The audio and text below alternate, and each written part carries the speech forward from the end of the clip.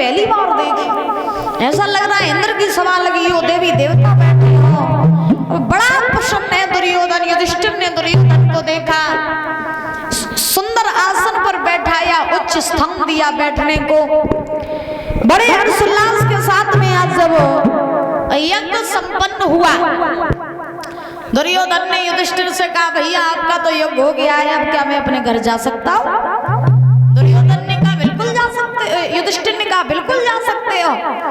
तो दुर्योधन आज युधिष्ठिर से विदा मांग करके परीक्षित जी जैसे ही चला है। तो अब दुर्योधन सोच रहा है कि हमने युधिष्ठिर की सभा तो देख ली, सभा तो बहुत सुंदर है। अब जब इनकी सभा इतनी सुंदर है तो फिर महल कितने सुंदर होंगे। तो चलो चलो इनके महल और देख गया चले। सो जैसे ही दुर्योधन महल देखने के लिए चला, तो महल भी महाराज कैसे थे कि जहाँ जल था वहाँ थल दिखाई दे रहा है, और जहाँ थल है वहाँ जल दिखाई दे रहा है। अब जैसे ही दुर्योधन देख रहा है कि बाजीबा अजीब नजारा है कि जहाँ थल है वहाँ जल, जहाँ जल वहाँ थल, कुछ समझ में ही नहीं आ रहा है अब कहाँ जाऊं, कैसे चलूं। आगे चला, आगे चलते चलते चलते चलते परीक्षित जी ये दुर्योधन जो था वो थल समझ करके जल में गिर गया।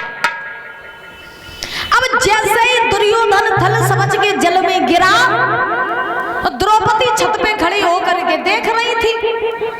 अब जब द्रौपदी की नजर पड़ी दुर्योधन की तरफ, तो द्रौपदी ताली पीट के हंसने लगी। और जब ताली पीट के हंसी तो द्रौपदी ने कहा कि अंधे बाप की अंधी औलाद हुई। जैसो बाप अंधो तैसी औलाद अंधी। अरे दिखाई नहीं देते कि जल में जा रहे कि जो थल में जा रहे। अब जैसे ही दुर्योधन ने द्रौपदी की वाणी सुनी, शब्द सुने कि अंधे बाप की अंधी औलाद, दुर्योधन के दिमाग में बात गूंज गई। दुर्योधन ने द्रौपदी से कहा, सुनो तुम मेरे बाप का अपमान कर देती मैं सहन कर लेता, मेरा अपमान कर देती मैं सहन कर लेता, तुम मेरे पिता तक पहुंच गई, ये मैं सहन नहीं करूंगा। द्रौपदी आज जब दुर्योधन आग बबूला हो गया तो ऐसा ही नहीं प्रमाण मिला है भैया।